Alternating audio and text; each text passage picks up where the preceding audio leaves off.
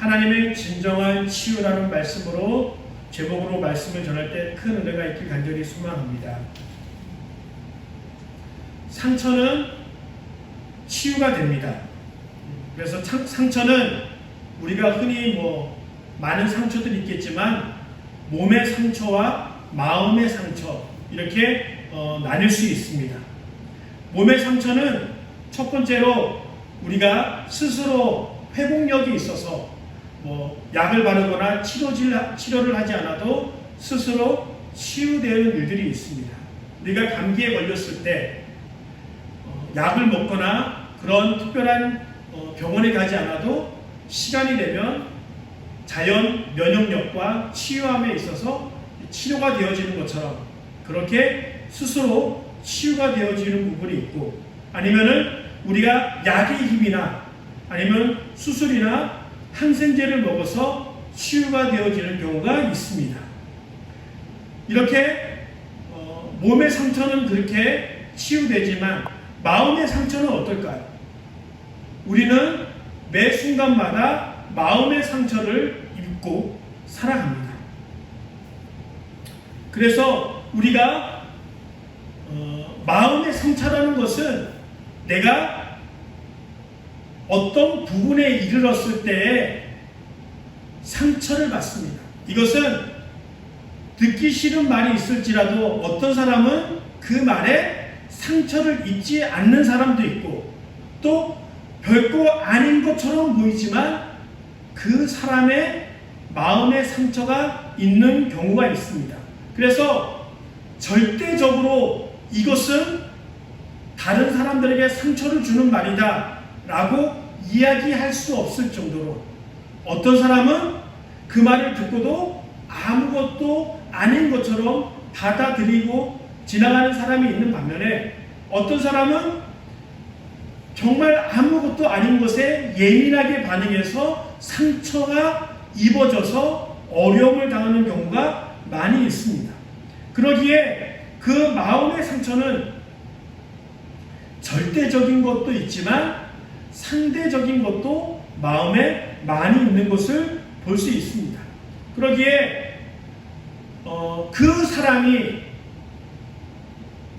어떠한 부분에, 흔히 요새 청소년들이 얘기하는 발작 버튼이라고 얘기하고 있죠.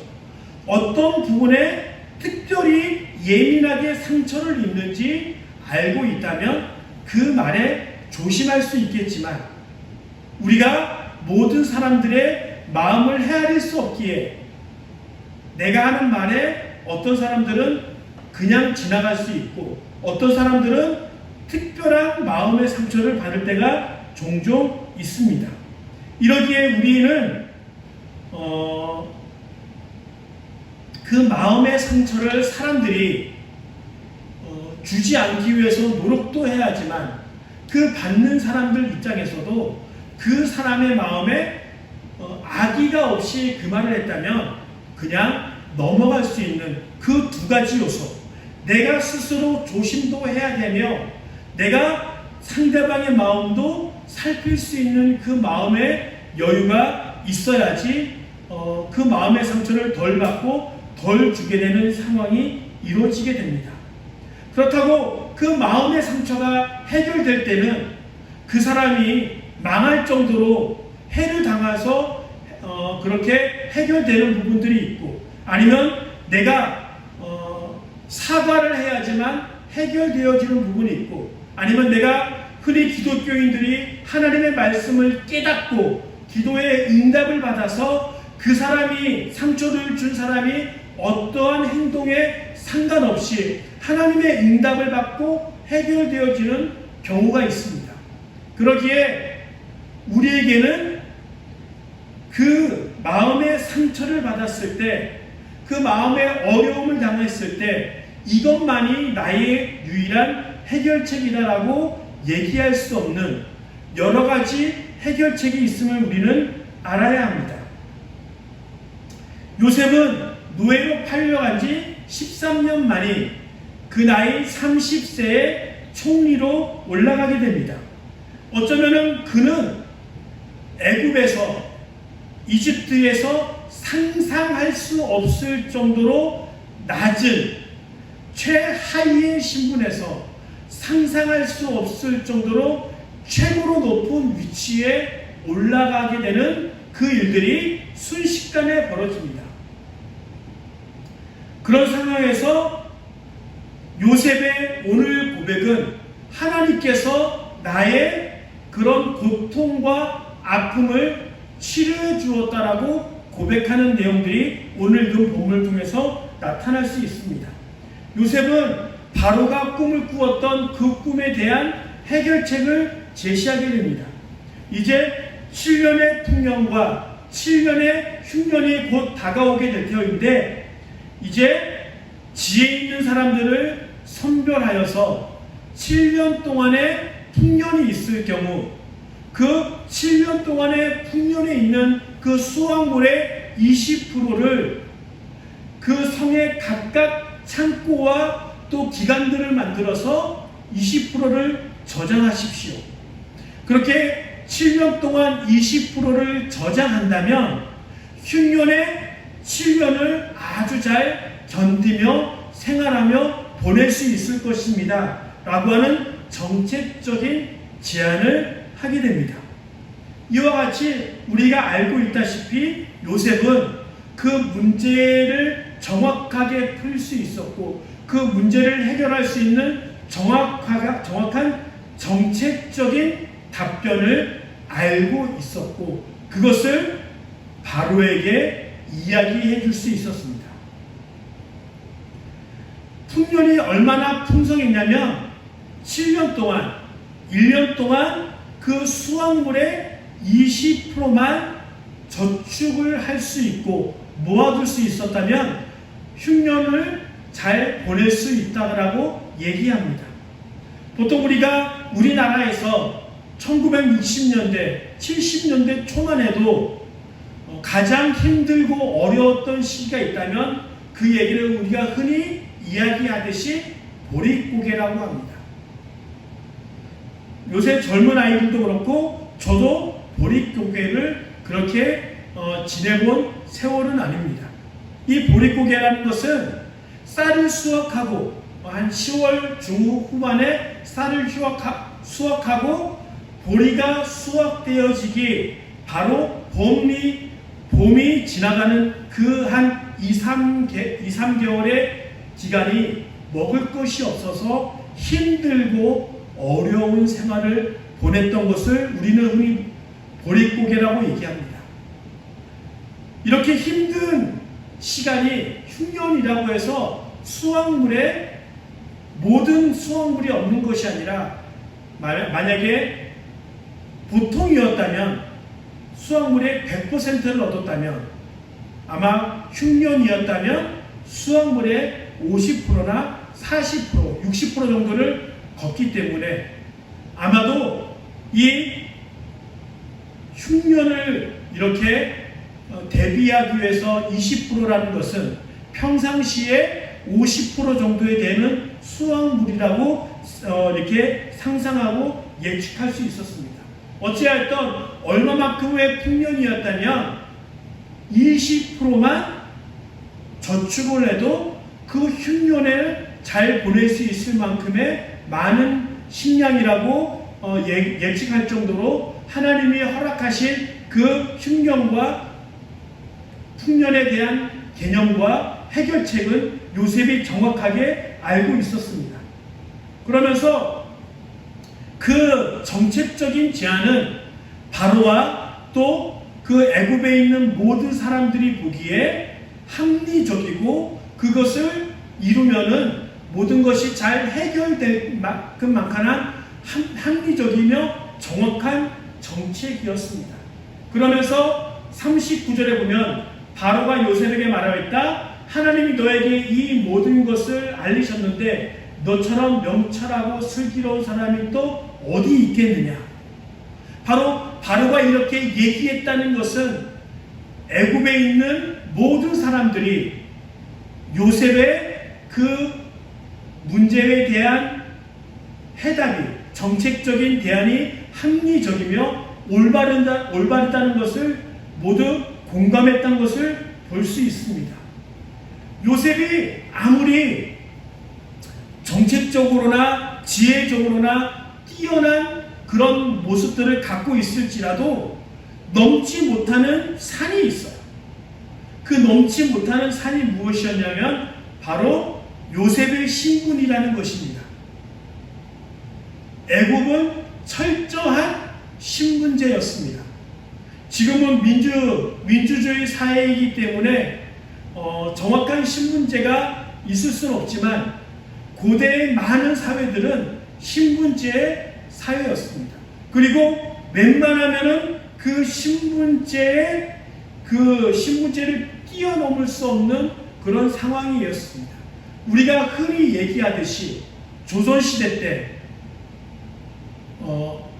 왕족과 귀족과 중인과 상인, 천민들의 그런 신분제, 양반과 중인과 또 우리가 보통 상민과 천민들이 존재하는 것처럼 아무리 뛰어나더라도 그 신분제를 뛰어넘을 수 없는 그 신분제가 있었습니다.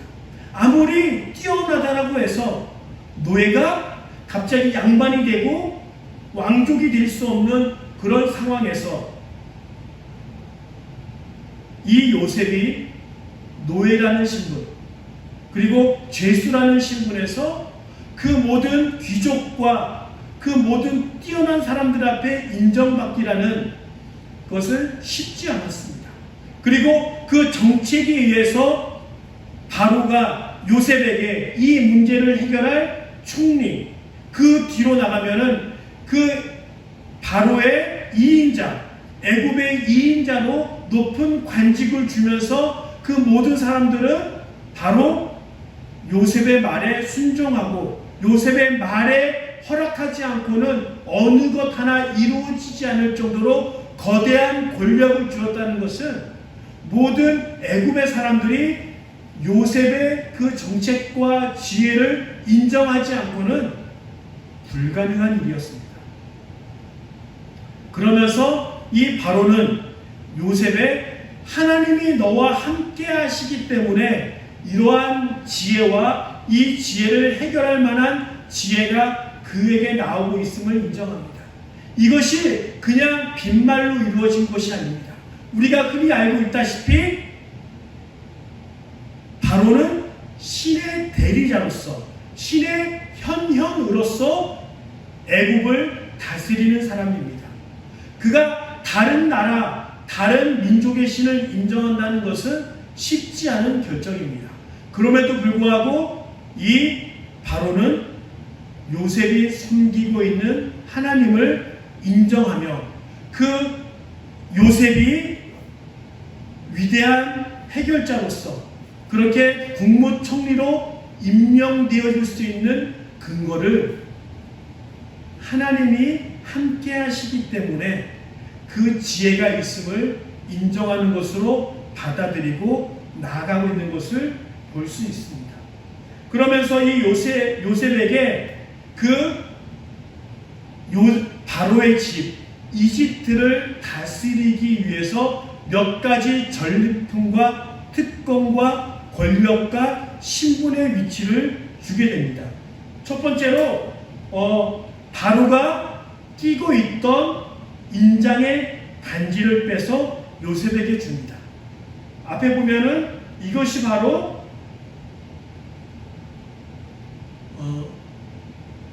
바로가 끼었던 인장 반지예요. 인장을 쉽게 얘기하면 도장입니다. 요 앞에 있는 거는 우리가 잘 알고 있는 투탕카멘이라고 하는 이집트의 파라오 중에 한 명인 사람이 갖고 있었던 묘지에서 발굴된 인장 반지예요. 이것이 그 사람의 신분을 나타내는 인장 반지 신분을 나타내는 것도 되지만 이 사람이 우리나라 왕이 옥새를 찍으면 그것이 결정문이 돼서 모든 사람이 그 결정대로 따르어 되는 결정의 신분으로 옥새를 찍는 것처럼 이 바로가 인장 반지로 결정하는 그 문서에 도장을 찍으면 그것이 곧 실행되어지는 법이 되는 것처럼 그 바로의 권위의 상징이자 결정의 상징을 그 반지를 빼서 요셉에게 주는 거예요. 즉 자신의 신분과 자신의 결정권을 요셉에게 주는 것으로 볼 수 있습니다. 그리고 총리의 그 신분에 맞는 세마포 옷을 입히고, 그리고 금사슬, 금이면 매우 값진 보석을 그에게 주며, 그리고 바로가 탈 수 있을 만큼 화려한 수레, 즉 지금 요새 대통령이나 총리가 되면 관용차가 주는 것처럼 그 엄청난 권력의 상징인 수레를 주며, 그리고 요셉에게 그것 중에 핵심 중에 한 명인 제사장의 딸과 결혼을 하게 합니다. 그래서 그 아스낫이라는 여자와 결혼을 하게 되는데, 애굽의 신분제는 가장 중요한 바로를 핵심으로 그 밑에 왕족이 있고, 그 왕족과 버금가는 신분제가 바로 제사장에 관련된 직급입니다. 그러니까 왕족을 제외하고는 애굽에게 있어서 가장 높은 신분은 바로 제사장이었어요. 바로 이 요셉이 제사장의 딸 아스낫과 결혼했다는 것은 그의 신분이 어떻게 됐다는 거예요? 제사장의 신분만큼 올라갔다라고 볼 수 있어요. 그냥 제사장의 딸과 결혼시킨 것이 아니라 그 딸과 결혼시킴으로 바로는 요셉의 신분을 애굽에서 그만큼 높은 신분으로 올려놨다는 것을 볼 수 있습니다. 그리고 그 결혼 속에서 2명의 아들을 낳는데, 첫 번째 아들의 이름이 므낫세이고 그 두 번째 아들의 이름이 바로 에브라임입니다. 보통 성경에서는 므낫사와 에브라임이라고 부르지 않고 에브라임과 므낫세라고 분리하게 됩니다.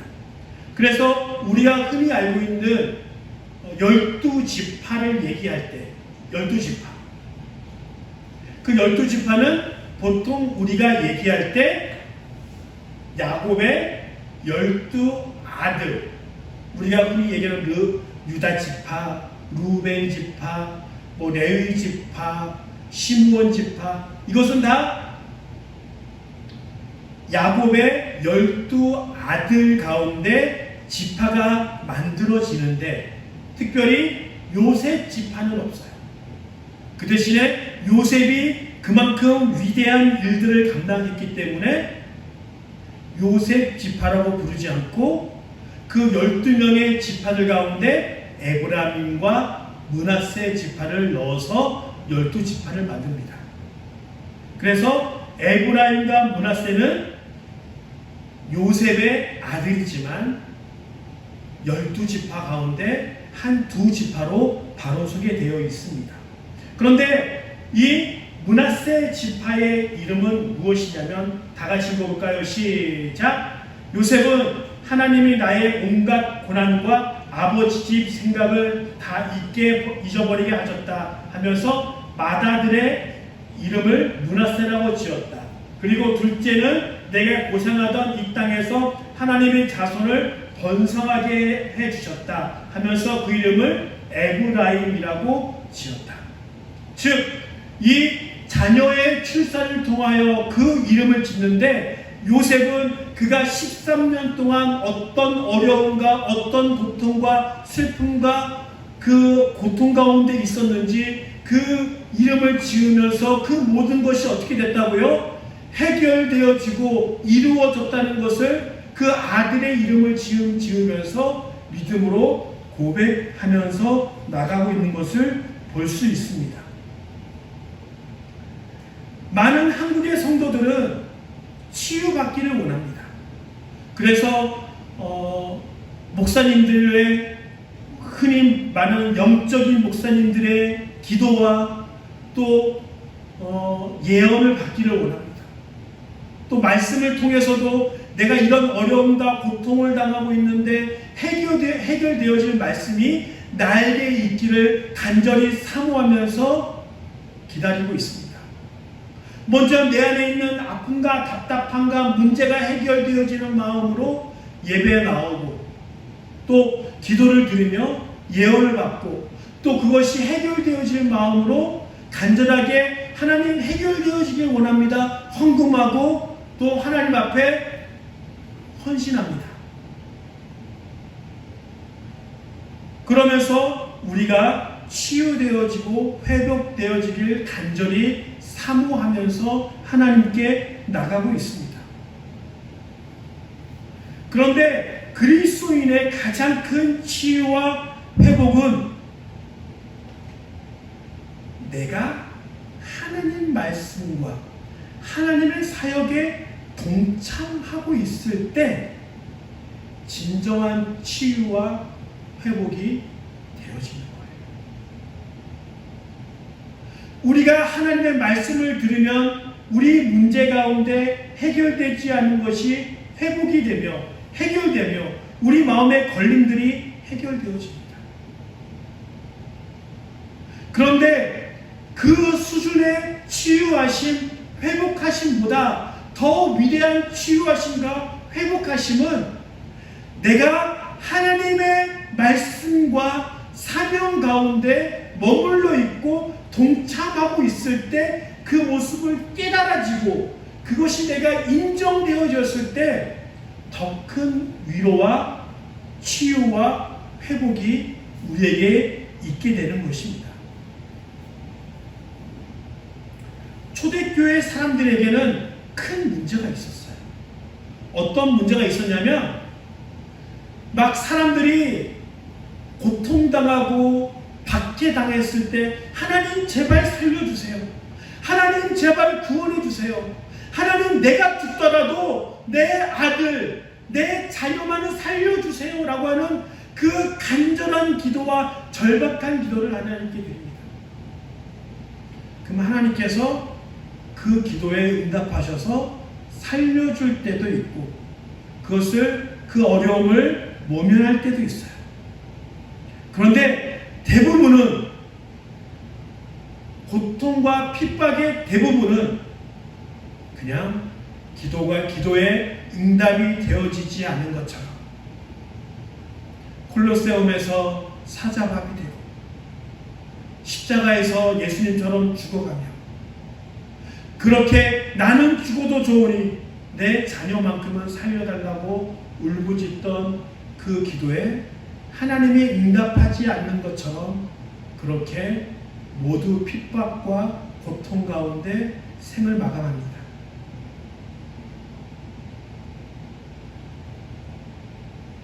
그런데 그 성도들은 그렇게 몇백 년 동안의 고통과 핍박 가운데 있었지만 결코 하나님이 침묵하시고 외면하는 것처럼 보이는 그 상황에서도 그들의 믿음과 그들의 비전을 결코 포기하지 않았다는 거예요. 성경에 보면 예수님께서 핍박 받으시는 그 순간부터 하나님은 철저하게 예수님이 고난받는 그 고난의 상황에서 쏙 빠져버리십니다. 예수님이 기도하시면 응답하셨고 예수님과 늘 동행하셨던 그 하나님이 예수님께서 잡히시기 시작하는 그 순간부터 아무리 예수님께서 엘리 엘리 라마 사박다니 나의 하나님 나의 하나님 어찌하여 나를 버리셨습니까? 라고 하는 그 울부짖음에서도 하나님은 응답하지 않습니다. 철저하게 예수님을 고통 가운데 내버려 두십니다. 보통 우리라면 하나님이 없는 것 같아. 하나님은 나의 기도를 듣지 않으시는 것 같아. 내가 왜 이렇게 힘들고 아파하는데 나를 치유하지 않으셔? 왜 나를 이렇게 힘든 상황에서 내버려 두시나? 라고 하는 그런 문제를 제기할 수 있고, 이거 하나님이 없는 거 아니야? 하나님은 귀머거리 아니야? 라고 그렇게 하나님을 믿음 없음으로 치유해 버릴 수도 있습니다. 그런데 중요한 것은 초대교회 사람들은 자기가 그렇게 고난받고 기도했지만 하나님이 침묵하실 때 예수님이 고난을 당할 때 그 모습을 봅니다. 맞아. 예수님께서도 십자가에서 고난당하시고 죽으실 때 저렇게 나의 하나님, 나의 하나님, 어찌하여 나를 버리셨습니까? 라고 울부짖을 만큼 나와 똑같은 아픔을 겪으셨지. 그럼에도 불구하고 하나님이 침묵하셨지만 그 힘들고 어려운 상황을 버티시고 결코 믿음을 버리지 않으셨지. 그런데 그것을 견디고 버티다 보니까 죽었던 예수님을 살리시고 그를 영화로운 장소로 올려주시며 부활의 그 환상과 영광 가운데로 그를 높여주셨지. 지금 당장 힘들고 어렵더라도 내가 주님을 부인하지 않고 그것을 견디며 나아가면 하나님께서 나를 그렇게 높여주시겠지. 나를 그렇게 위대한 신앙으로 만들어주시겠지 하는 그 예수님이 먼저 가신 그 삶을 보면서 그 믿음을 보면서 지금 당장 나를 위로하지 않아도 지금 당장 내가 원하는 대로 나를 치유하지 않아도 그 믿음을 포기하지 않고 그렇게 나아가는 모습을 바라보게 됩니다.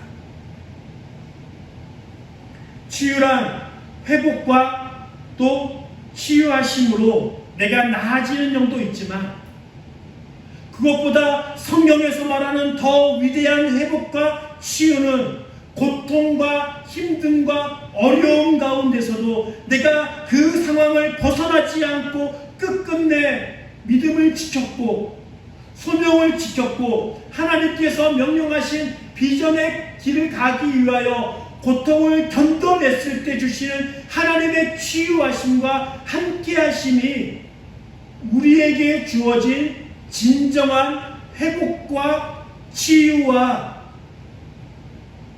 영광임을 우리는 오늘 요셉의 삶을 통하여 깨달아야 합니다.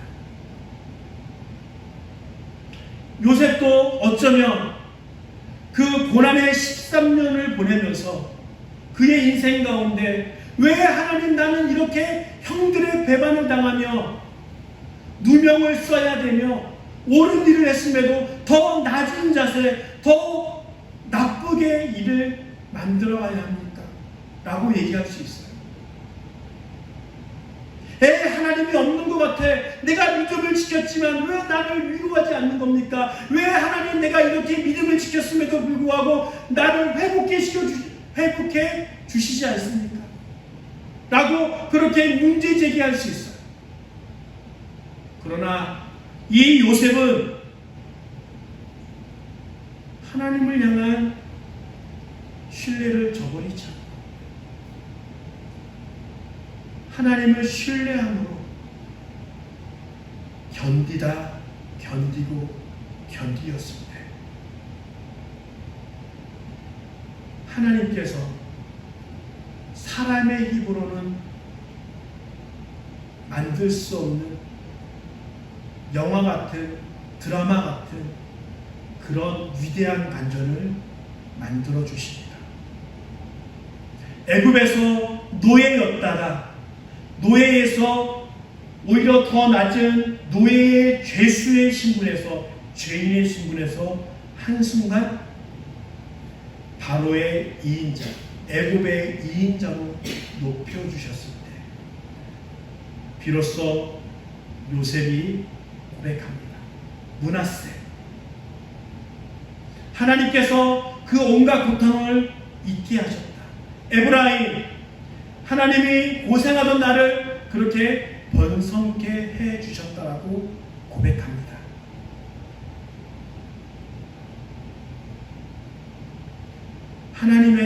하나님께서 고난받는 우리에게 침묵하시는 것은 고난 속의 방치가 아니라 고난 속에서 우리를 보호하시는 겁니다. 예수님이 십자가에서 왜 나의 하나님 나를 버리셨나이까라고 고백했을 때 하나님께서 침묵하신 것은 예수님을 고통 가운데 버려두시고 방치한 것이 아니라 하나님의 위대한 사명을 이루기 위해 그를 허용해 주시고 보호하신 것처럼 우리의 인생에서도 어쩌면 힘들고 어려운 인생을 살아가고 있다. 하나님이 우리 가운데 왜 하나님 말씀대로 살려고 하는 우리를 이렇게 내버려 두십니까? 라고 그렇게 고백하는 사람이 있다면 그것이 하나님의 방치가 아니라 하나님이 두는 부릅뜨고 우리를 보호하시고 지켜주신다는 것을 기억하시길 간절히 소망합니다. 하나님은 예수님께서 십자가에 고난당하셨을 때 나몰라라 하지 않으시고 비록 표현은 안 하시지만 하나님의 위대한 십자가의 사명과 비전을 이루시기까지 그를 보호하시고 내버려 두셨을 때 그 위대한 하나님의 사명을 이루었을 때 하나님의 위대한 사명이 완결되었을 때 비로소 그를 높여주십니다. 어쩌면 우리가 하나님의 치유하심과 회복하심을 아직 경험하지 못한다는 것은 우리가 아직 가야 할 비전의 길이 있기 때문에 하나님께서 허락하신 그 목적을 아직 온전히 이루어지지 않았기 때문에 그럴 수도 있습니다. 그렇다면 하나님을 신뢰함으로 하나님을 온전히 믿음으로 그 길을 믿음으로 가신다면 오늘 요셉이 고백한 것처럼 하나님의 위대한 치유하심과 하나님의 위대한 복주심을 우리가 경험할 수 있는 것처럼 조금만 더 힘을 내시고 하나님께서 위로하심과 하나님께서 돌보심을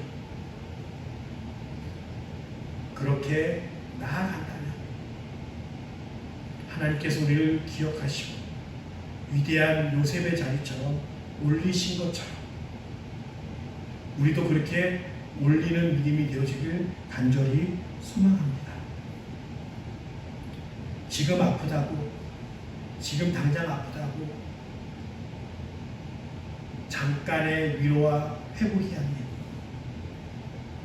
신분이 바뀌는 위로 사람이 생각할 수 없을 정도의 회복과 복주심을 기다리며 믿음으로 나가며 사명의 길을 가길 간절히 소망합니다. 그렇게 믿음으로 나가길 예수님의 이름으로 간절히 하나님의 이름으로 간절히 축원합니다.